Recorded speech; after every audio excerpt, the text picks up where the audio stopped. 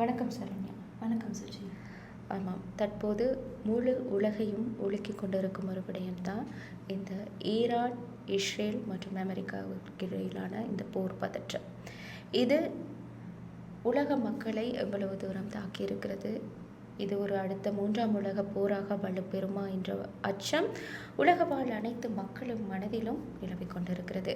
இந்த சந்தர்ப்பத்தில் இந்த போரானது கடந்த 28ஆம் தேதி, அதாவது பிப்ரவரி 28ஆம் தேதி இஸ்ரேல் மற்றும் அமெரிக்கா இணைந்து ஈரான் மீது தாக்குதலை நடத்தியிருந்தது. இந்த தாக்குதலுக்கு இவர்கள் வைத்திருக்கும் பெயர் ஆப்ரேஷன் எபிக் ஃபியூரி. இந்த எபிக் ஃபியூரியை மேற்கொண்டதன் பிறகு ஈரான் பதில் தாக்குதல்களையும் தொடர்ந்து மேற்கொண்டிருந்தது. அந்த வகையில் இந்த தாக்குதல் தற்போது மிகவும் வலுப்பெற்ற தாக்குதல்களாக, வலுப்பெற்ற போர் நிலைமையை நோக்கி செல்லக்கூடிய ஒரு 3ஆம் உலக போர் உருவாகிவிடுமோ என்ற அச்சத்திற்கு போய்கொண்டிருக்கும் தருணத்தில் பல தகவல்களை சுமந்து கொண்டு இந்த போர் தொடர்பான மற்றும் இது தொடர்பில் சமூக ஊடகங்களில் பகிரப்பட்ட தவறான தகவல்கள் தொடர்பிலும் நாம் இன்று இந்த நிகழ்ச்சியில் கதைக்க இருக்கிறோம். என்ன சரண்யா? ஆமாம் சுஜி, நீங்கள் கூறியது போன்று சுஜி, இந்த கடந்த 28ஆம் தேதி அமெரிக்கா மற்றும் இஸ்ரேல் கூட்டு தாக்குதலாக ஈரான் மீது தாக்குதலை மேற்கொண்டிருந்தது. இதற்கு பதில் தாக்குதலை ஈரானும் அதே நாளில் மேற்கொண்டிருந்தது. இதன் முக்கிய கட்டமாக ஈரானின் சுப்ரீம் லீடர் என கூறப்படும் அலி கமேனி கொல்லப்பட்டிருந்தார். இவர் கொல்லப்பட்டதோடு முக்கியமான பாதுகாப்பு வீரர்கள், அதே போன்று பாதுகாப்பு துறையை சேர்ந்த பலரும் கொல்லப்பட்டதாக சர்வதேச ஊடகங்கள் செய்திகளை வெளியிட்டிருந்தன. இதனோடு சம்பந்தப்படுத்தி பல்வேறு தகவல்கள் சமூக ஊடகங்களில் வெளிவந்தது. குறிப்பாக அலி கமேனி கொல்லப்பட்டதன் பிறகு அவர் இறந்துள்ளது போன்ற புகைப்படங்கள் சமூக ஊடகங்களில் வெளிவந்திருந்தன. அதன் அடிப்படையில் நாம் மேற்கொண்ட ஆராய்ச்சிகளில் அவ்வாறு வெளியான பல்வேறு புகைப்படங்கள் ஏஐ மூலமாக உருவாக்கப்பட்ட புகைப்படங்கள் என்பது உறுதியானது. எனவே இதன் அடிப்படையில் சொல்லி இப்போ நம்ம போர் சூழலை பார்க்கும்போது ஆமாம், அந்த டைமில் ஒரு முக்கியமான ஒரு விஷயம் சொல்லணும். இந்த 28ஆம் தேதி போர் ஸ்டார்ட் ஆனது, அதாவது இந்த போர் பதற்றம் ஸ்டார்ட் ஆன டைமில் ஈரானுக்கு அமெரிக்கா மற்றும் இஸ்ரேல் தாக்குதல் நடந்திருந்த சந்தர்ப்பத்தில் அதே நாளில் மீனாப் அப்படின்ற பகுதியில் இருக்க ஒரு பள்ளி மீது தாக்குதல் நடத்தப்பட்டிருந்தது. இந்த தாக்குதலில் 168லிருந்து 180 பேர் வரையில் உயிரிழந்திருந்தாங்க. இந்த உயிரிழந்தவர்களின் பெரும்பாலானோர் மாணவிகள் அப்படின்னு கூறப்பட்டிருந்தது. இது பெரும் ஒரு அந்த நாட்டில் பெரும் ஒரு அதிர்ச்சியை ஏற்படுத்தியது. அதாவது ஒரு பள்ளி மீது தாக்குதல் நடத்துவது என்பது யாராலும் ஏற்றுக்கொள்ள முடியாத ஒரு விடயம். இது பரஸ்பரமாக 2 நாடுகளும் இவ்வாறான தாக்குதல்களை மேற்கொண்டு வந்தாலும் இந்த குறித்த பள்ளி மீது இடம்பெற்ற தாக்குதலும் பெருமளவில் பேசப்பட்ட ஒன்றாகவே இருந்தது. ஆமாம் சுஜி. அதே போன்று ஈரான், அதாவது இணைய மற்றும் சைபர் தாக்குதல்களும் இந்த சந்தர்ப்பத்தில் மேற்கொள்ளப்பட்டிருந்தது. ஈரானின் இணைய சேவை 4% வரை குறைந்திருந்ததாக தெரிவிக்கப்பட்டிருந்தது மற்றும் அரசு மற்றும் வங்கி சேவைகளும் செயலிழந்திருந்தன.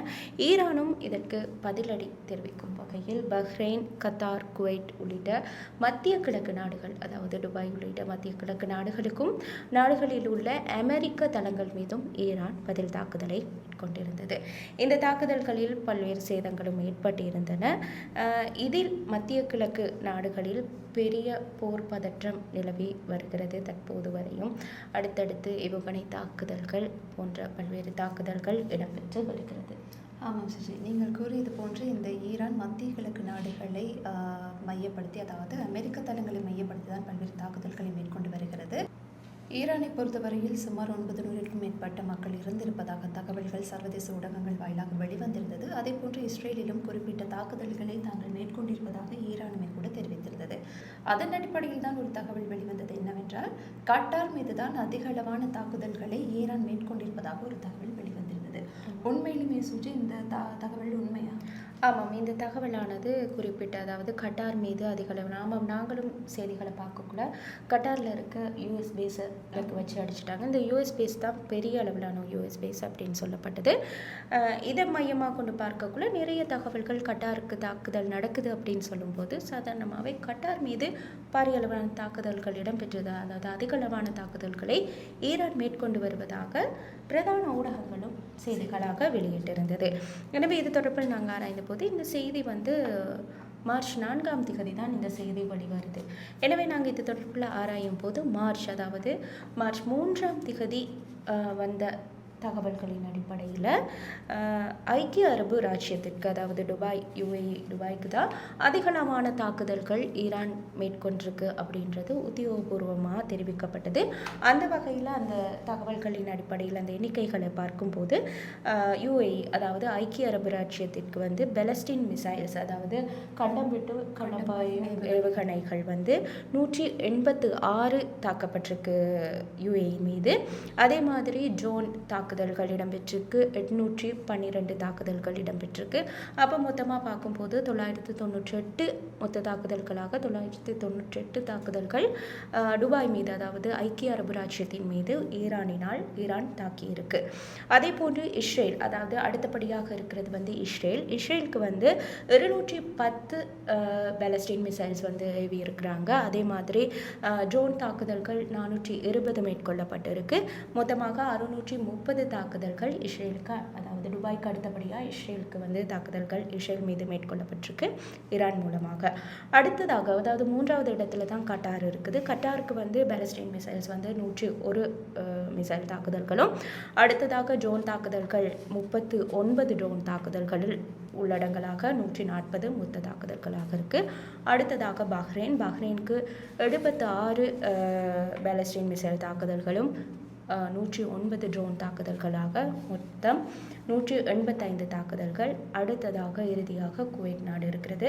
குவைத்தில் வந்து 178 பேலஸ்டின் மிசைல் தாக்குதல்களும் 384 ட்ரோன் தாக்குதல்களாக மொத்தமாக 562 தாக்குதல்கள் வந்து குவைத் மீது நடத்தப்பட்டிருக்கு. அப்போ இதன்படி பார்க்கும்போது முதல் இடத்துல இருக்கிறது வந்து துபாய். அதாவது இந்த தரவுகள் வந்து 3ஆம் திகதி வரையில் தாக்கப்பட்டிருந்த தரவுகளின்படி அதிக தாக்குதல்கள் வந்து ஐக்கிய அரபு ராச்சியத்தின் மீது தான் ஈரான் அதிகளவான தாக்குதல்களை மேற்கொண்டிருக்கு. அடுத்தபடியாக இஸ்ரேல் மீது மேற்கொள்ளப்பட்டிருக்கு. 3ஆவதாக குவைத் நாட்டின் மீது மேற்கொள்ளப்பட்டிருக்கு. இது வந்து நான் திரும்ப சொல்கிறேன், 3ஆம் தேதி வரையில் தான். இப்போ நீங்கள் இந்த நிகழ்ச்சியை பார்த்துட்ருக்க சந்தர்ப்பத்தில் இந்த தொகை கூடியிருக்கலாம், இந்த தொகையில் மாற்றங்கள் ஏற்பட்டிருக்கலாம். அது வந்து இப்போ இருக்க தரவுகளை வந்து உத்தியோகபூர்வ சர்வதேச ஊடகங்களில் மாத்திரம் வர்ற செய்திகள் மூலமாக அறிந்து கொள்ளக்கூடியதாகவும் இருக்கும்.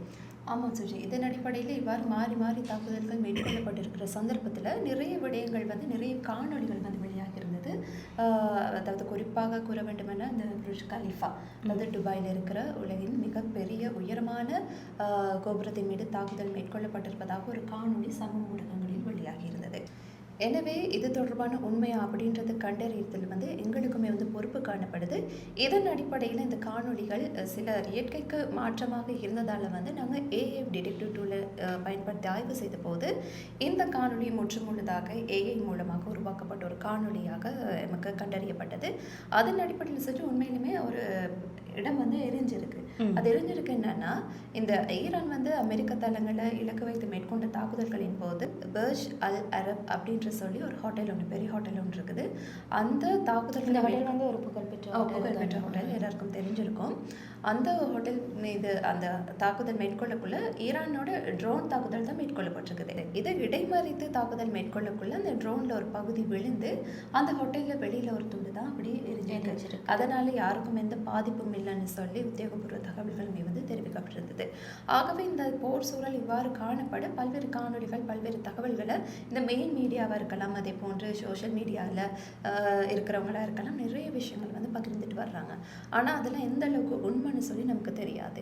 ஆகவே இது மாதிரியான உண்மையான தகவல்களை நீங்கள் தெரிஞ்சிருக்கணுமா இருந்தால் ஒரு உத்தியோகபூர்வ சர்வதேச ஊடக பக்கங்களை பார்த்தா நீங்கள் தெரிந்து கொள்ளக்கூடியதாக இருக்கும். BBC, அல் ஜசீரா, ராய்டர்ஸ் போன்ற தளங்களுக்கு சென்றீங்கன்னா இதனுடைய சரியான டீட்டெயில், சரியான அப்டேட் வந்து உங்களுக்கு கிடைக்கக்கூடியதாக இருக்கும். இதையும் தாண்டி பல ஊடகங்களும் இருக்குது. என்னதான் இருந்தாலும் நம்மளோட நாட்டு ஊடகங்கள் தவறான செய்திகளை போடுறதை நாங்கள் சொல்ல வரலை. சில தகவல்கள், அதாவது ஊடகங்கள் எவ்வாறாக இருந்தாலும் சில கண்டென்ட் கிரியேட்டர்ஸாக இருக்கலாம், சோஷியல் மீடியா யூசர்ஸாக இருக்கலாம், அவங்க கேட்டதை வச்சு அவங்க சில தகவல்களை வெளியிடுவாங்க. அதெல்லாம் நாங்கள் சில நேரங்களில் நம்பக்கூடியதாக இருந்திருக்கும். எனவே அந்த மாதிரி சந்தர்ப்பங்களில் அது சில நேரங்களில் மிஸ்லீட் ஆகியிருக்கலாம், சில எண்ணிக்கைகள் குறைந்திருக்கலாம், சில தகவல்கள் கூட குறைய இருந்திருக்கலாம். எனவே அந்த சந்தர்ப்பங்களில் நீங்கள் வந்து உத்தியோகபூர்வ இணையதளங்களை மட்டும் பாருங்கள். இந்த மாதிரி சர்வதேச சரியான தகவல்களை அப்டேட் தந்துட்டுருக்காங்க ராய்டர்ஸ் போன்ற இணையதளங்கள். அதை நீங்கள் பார்த்தீங்கன்னா உங்களுக்கு சரியான தகவல்கள் கிடைக்கக்கூடியதாக இருக்கும். அடுத்ததாக நாங்கள் பார்க்கும்போது இந்த ஈரானுடைய கப்பல் வந்து இலங்கைக்கு வந்திருக்கிறதாகவும் தெரிவிச்சிருக்கிறாங்க. ஆமாம் சுஜி, இந்த ஈரான் கப்பல்னு சொல்லக்குள்ள அந்த நம்ம தாக்குதல்கள் பற்றி பேசிகிட்டு இருக்கக்குள்ள இன்னொரு முக்கியமான விடயம் கூறணும். என்னென்னா இந்த ஐரிஷ் தினா அப்படின்ற ஒரு கப்பல் வந்து கடந்த மார்ச் 4ஆம் தேதி அமெரிக்காவின் தாக்குதலுக்கு இலக்காகி இருந்தது. ஆகவே சுஜி, இந்த கப்பலை பற்றி பார்த்த மாதிரி இந்த கப்பல் ஈரான்லேருந்து இந்தியாவுக்கு வந்த ஒரு கப்பல். இது வந்து ஒரு கடற்படை பயிற்சிக்காக வருகை தந்த ஒரு கப்பல். அதாவது மிலான் அப்படின்ற சொல்கிற ஒரு பயிற்சிக்காக தான் வருகை தந்திருக்கு. இந்த அமெரிக்காவுடைய ஒரு சப்மெரின், அதாவது நீர்மூழ்கி கப்பல் மூலமாக இந்த கப்பல் மீது தாக்குதல் மேற்கொள்ளப்பட்டிருந்தது. இலங்கையிலிருந்து சற்று தொலைவில் இருக்கு. ஆமாம், இது வந்து இலங்கையின் தெற்கு கடற்பரப்பில் காலிக்கார்களை வந்து காலி துறைமுகத்துக்கு அருகில் சுமார் 40 கடல் மைல் தூரத்தில் தான் இந்த கப்பல் வந்து தாக்கப்பட்டிருக்கு. அது வந்து மார்க் 48 டோர்பெடோ அப்படின்ற ஒரு தாக்குதல் தான் இந்த சப்மரீன் மூலமாக தாக்கப்பட்டிருக்கதா சொல்கிறாங்க. 2ஆம் உலகப் போரின் போதும் இந்த தாக்குதல் நடத்தப்பட்டிருக்கு. அதுக்கு பிறகு இப்படி ஒரு தாக்குதல் வந்து இந்த டைம் தான் ஈரான் கப்பல் மீது தாக்குதல் நடத்தி இருந்ததாக சொல்லப்பட்டது. இந்த கப்பலில் மொத்தமாக 180 கடற்படை வீரர்கள் இருந்திருக்கிறாங்க. அதில் வந்து 32 பேரை வந்து உயிருடன் இலங்கை கடற்படை மற்றும் வான்படை ஆகிய படைகள் இணைந்து மீட்டிருக்கிறாங்க. இதில் 87 பேரின் உயிர்கள் வந்து சடலமாக கைப்பற்றப்பட்டிருக்கு. சிலர் காணாமல் போயிருக்காங்க. இந்த சடலங்கள், அதாவது இந்த இவங்க காப்பாற்றப்பட்ட அந்த 32 பேரும் கராப்பிட்டிய வைத்தியசாலையிலேருந்து இப்போ கொழும்பு தேசிய வைத்தியசாலைக்கு அவசர சிகிச்சைகள் காரணமாக சிலர் மாற்றப்பட்டிருக்கிறதாகவும் தெரிவிக்கப்படுது. இந்த 87 பேரின் உடல்களையும் இப்போ வந்து கண்டெய்னர்ஸில் அதாவது குளிரூட்டப்பட்ட கண்டெய்னர்ஸில் இந்த உடல்களை ஏற்றி வச்சிருக்கிறதுக்கான நடவடிக்கைகளும் கராப்பிட்டிய வைத்தியசாலையில் இடம்பெற்றிருக்கு. இது தொடர்பான செய்திகள் நம்மளோட அதாவது இலங்கை பிரதான ஊடகங்கள்லையும் நீங்கள் பார்த்துருப்பீங்களா இருக்கும். அதே போன்று இன்னும் ஒரு கப்பலும் இலங்கைக்கு வந்திருக்கு.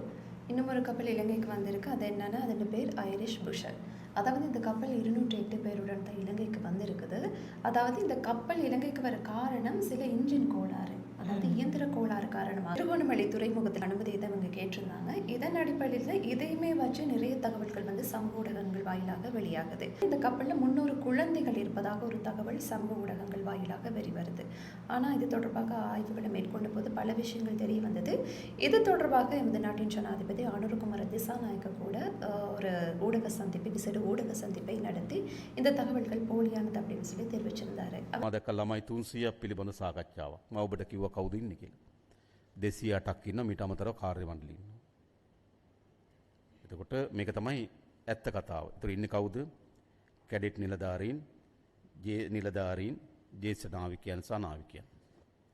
இந்த ஊடக சந்திப்பில் இன்னும் பல விஷயங்களையும் சொல்லி தெரிவிச்சிருந்தாரு. ஆமாம், அவர் தெரிவித்த ஒரு விடயம் தான் அதாவது இந்த மாதிரி ஒரு போர் நிலைமையின் போது, அதாவது இந்த போர் பதற்ற நிலைமையின் போது நமது நாடு வந்து எந்த நாட்டு பக்கமும் இல்லாமல் நடுநிலையாக செயற்படணும் அப்படின்றத அவர் தெரிவிச்சிருந்தார். இன்னும் ஒரு விடயம் இருக்கிறது. இப்போ நடுநிலையாக செயற்படணும், அதாவது இந்த மாதிரி ஒரு போர் பதற்றத்தின் போது இலங்கை நாடு வந்து எந்த நாட்டுக்கும் பக்கசார்பின்றி நடுநிலையாக செயற்படணும் என்று தெரிவிச்சிருந்தார். அதே போன்று இந்த கப்பலானது ஒரு இயந்திர கோளாறு காரணமாக தான் இந்த நாட்டுக்கு மீட்கப்பட்டு வந்திருக்கு.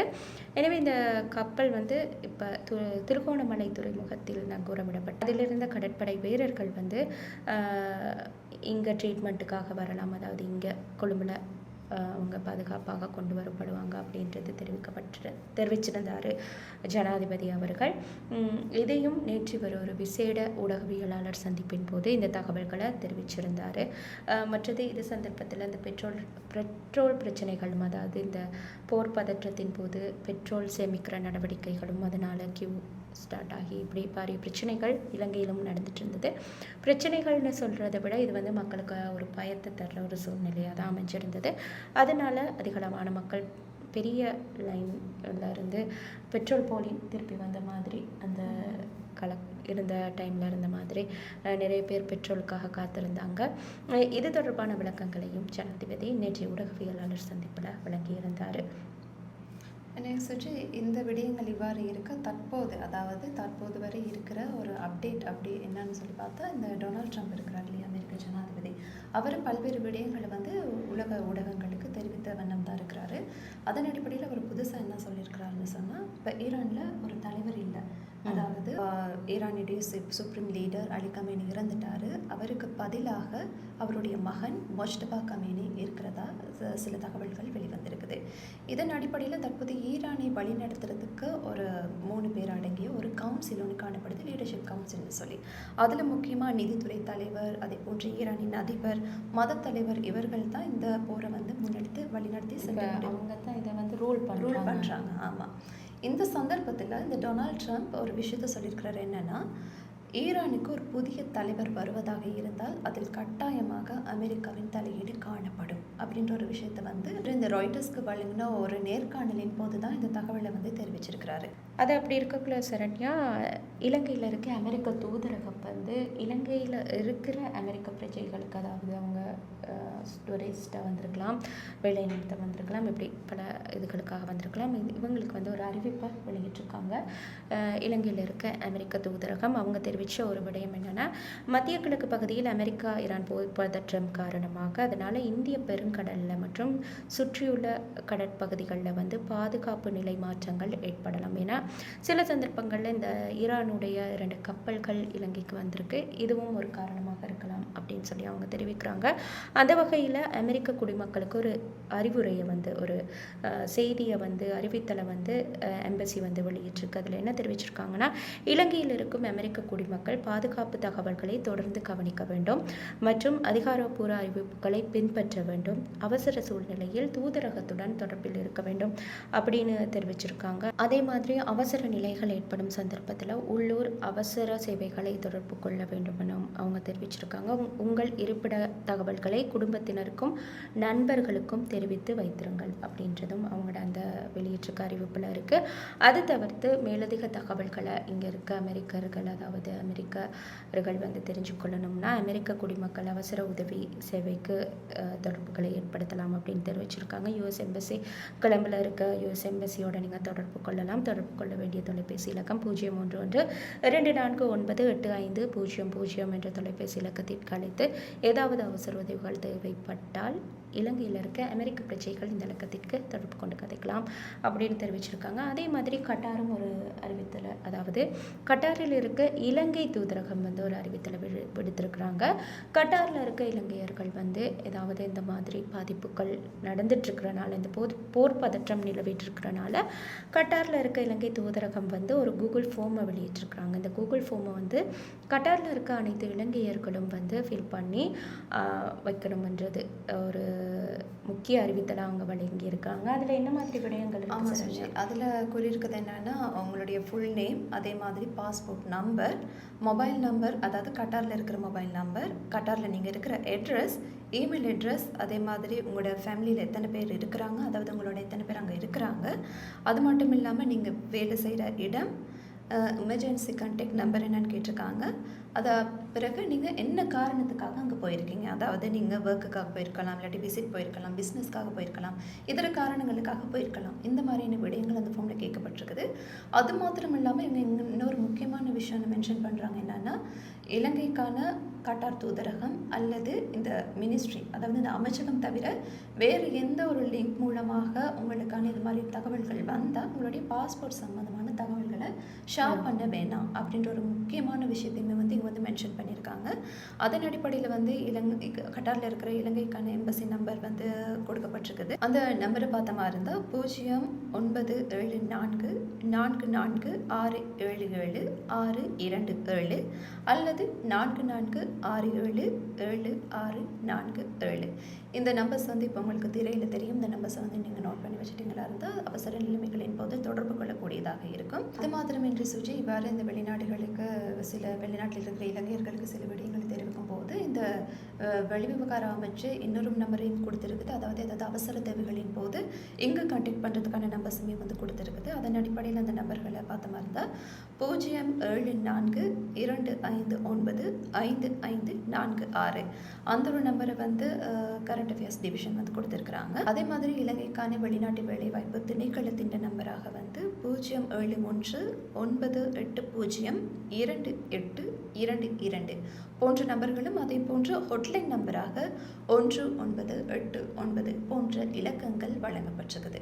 ஆகவே எந்த ஒரு அவசர நிலைமைகளின் போது இலங்கையிலிருந்து மத்திய கிழக்கு நாடுகளுக்கு தொடர்பு கொள்ளவும், அதே போன்று மத்திய கிழக்கு நாடுகளில் இருக்கிறவங்க இலங்கையை தொடர்பு கொள்வதற்குமாக இவ்வாறு இலக்கங்கள் பகிரப்பட்டிருக்குது.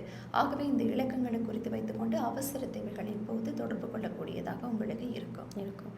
அதே மாதிரி அதாவது இந்த மத்திய கிழக்கில் என்ன நடக்குது அப்படின்ற விஷயங்களில் ஒவ்வொருவரும் ஒவ்வொரு விதமாக அவங்களோட சோஷியல் மீடியாஸில் பகிர்ந்துட்டு வராங்க. ஆனால் இதில் வந்து சில நேரங்களில் நாங்கள் முதல்ல சொன்ன மாதிரி பர்ஜ் கலிஃபா தாக்கப்பட்டுருச்சு. சிலர் பர்ஜ் கலிஃபா பக்கத்தில் இருக்கலாம். அபுதாபியில் தொடர்ந்து தாக்குதல்கள் இடம்பெற்றுட்டு வருது. அதாவது மற்றும் கட்டார், குவைத், பஹ்ரைன் போன்ற நாடுகளில் என்ன மாதிரி தாக்குதல்கள் நடக்குதுன்னு ஒவ்வொருத்தரும் ஒவ்வொரு விதமான தகவல்களை ஃபேஸ்புக்கில் ஷேர் பண்ணிகிட்டு இருக்கிறாங்க. எனவே இந்த தகவல்களில் இருந்து கொஞ்சம் தூரம் விலகி இருங்க. எப்போதுமே இலங்கையில் இருக்க வெளிவிவகார அமைச்சு ஏதாவது ஒரு அவசர நிலைமைகளின் போது அது தொடர்பான செய்திகளை ஊடகங்களுக்கு தெரிவிக்கும், ஊடக அறிவிப்புகளை வெளியிடும், ஊடக சந்திப்புகளை வெளியிட்டு லைவாக அதாவது விசேட நேரலையாகவும் தரும். அதே மாதிரி நேற்று ஜனாதிபதி தந்தது போல பல தகவல்கள் தொடர்பாக வெளியிடும்.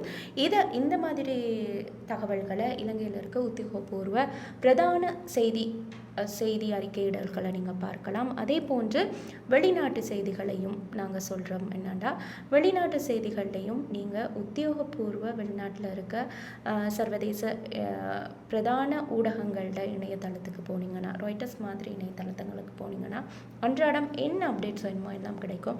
எனவே நீங்கள் யாரும் பேனிக் ஆகிடக்கூடாதுன்றது தான் இது மூலமாக நாங்கள் வேண்டிக் கொள்கிறோம். என்னென்னா ஒவ்வொருத்தர் ஒவ்வொரு விதமான தகவல்களை வழங்கிட்டு இருக்காங்க. அந்த ஒவ்வொரு விதமான தகவல்களும் உங்களை வெவ்வேறு விதமான பாதிப்புகளுக்கு ஏற்படும். ஏன்னா நிறைய பேர் மத்திய கிழக்கு நாடுகளில் தொழில் நிமித்தமாக போயிருக்கிறாங்க, டூரிஸ்ட் விசாவில் போயிருக்கிறாங்க, பிஸ்னஸ்க்காக போயிருக்காங்க. இவங்களோட குடும்பத்தினர் இங்கே இருக்கிறாங்க. இவங்க ரொம்ப பாதிக்கப்பட்டிருப்பாங்க. அங்கே என்ன நடக்குது, அவங்க ஒரு ஃபோன் கால் ஆன்சர் பண்ணாட்டியும் பயத்தில் இருப்பாங்க. ஐயோ தாக்குதல் நடந்துருச்சா, என் பிள்ளையாக இருக்கலாம், என் ஹஸ்பண்டாக இருக்கலாம், என்ற அண்ணாவாக இருக்கலாம், தங்கச்சியாக இருக்கலாம், அம்மாவாக இருக்கலாம், யாராக இருந்தாலும் எங்களோட உறவினர்கள் அங்கே இருக்காங்க அப்படின்ற பதட்டம் வந்து இங்கே இருக்கிறவங்களுக்கு கூடுதலாகவே இருக்கும். அங்கே இருக்கவங்களும் அப்படி தான். இந்த நிலைமை எப்படி இருக்குன்ட்டு இலங்கையில் உள்ளவங்களுக்கு தெரியாது. இந்த தவிப்பு வந்து மத்திய கிழக்கு நாடுகளில் இருக்க இலங்கையர்களுக்கும் இருக்கும். எனவே எப்போதுமே உத்தியோகபூர்வ தகவல்களை மட்டும் நம்புங்க. எந்த சிச்சுவேஷன்லையும் பேனிக் ஆகாதீங்க. அந்த நாட்டில் இருக்க அரசாங்கமும் சரி, இங்கே இருக்க அரசாங்கமும் சரி, எமது நாட்டு அரசாங்கமும் சரி தொடர்ந்து இது தொடர்பான தகவல்களை வழங்கிட்டுருக்காங்க. அதாவது கண்காணிச்சிட்ருக்காங்க இலங்கையர்களுக்கு எந்த பாதிப்பும் நடக்கக்கூடாதுன்னு. அதே மாதிரி மத்திய கிழக்கு நாடுகளும் இலங்கையர் மட்டுமில்லை, அந்த நாட்டில் இருக்க நாட்டு பிரஜைகள் மற்றும் அந்த நாட்டில் இருக்க வெளிநாட்டவர்களோட பாதுகாப்பையும் எப்போதுமே உறுதி செய்துட்டு தான் இருக்கிறாங்க. இந்த போர் பதற்றம் வந்து போர் பதற்றமாகவே நிறைவடையணும் அப்படின்றது தான் எங்களோட நோக்கமும். எனவே தவறான தகவல்களை தொடர்பான ஆய்வறிக்கைகளை இந்த போர் பதற்ற காலங்களில் வெளிவர தவறான தகவல்கள் தொடர்பான ஆய்வறிக்கைகளை ஃபேக்ட்ரிசென்டோ நாங்களும் தொடர்ந்து செய்துட்டு தான் இருக்கோம். நீங்கள் ஃபேக்ட்ரிசென்டோ தமிழ் அப்படின்ற எங்களோட இணையதளத்துக்கு போனீங்கன்னா அது தொடர்பான ஆய்வறிக்கைகளையும் நீங்கள் காணக்கூடியதாக இருக்கும். எது எவ்வாறாயினும் உத்தியோகபூர்வ தகவல்களை மட்டும் எப்பயுமே நம்புங்க, அதையே பின்தொடர்ந்துருங்க. இந்த போர் பதற்றமாகவே முடியணும். இனி ஒரு போர் வந்து இந்த உலகம் வந்து தாங்காது அப்படின்றது தான் எல்லாருமே வேண்டிக்கொள்கிற ஒரு விடயம். எங்களோட பிரார்த்தனையும் அதுவாகத்தான் இருக்குது. இது 3ஆம் உலகப் போரை நோக்கி போகக்கூடாது. இதனோடைய முடிஞ்சிடணும். இது இன்னைக்கா இருக்கலாம், நாளைக்கா இருக்கலாம், இந்த நிமிடமாக கூட இருக்கலாம். இந்த போர் வந்து சமாதானத்தை நோக்கியே போகணும் அப்படின்றது தான் இந்த உலகவாழ் மக்களோட பிரார்த்தனையாக இருக்குது. எனவே மற்றும் ஒரு நிகழ்ச்சியில் சந்திக்கலாம். வணக்கம்.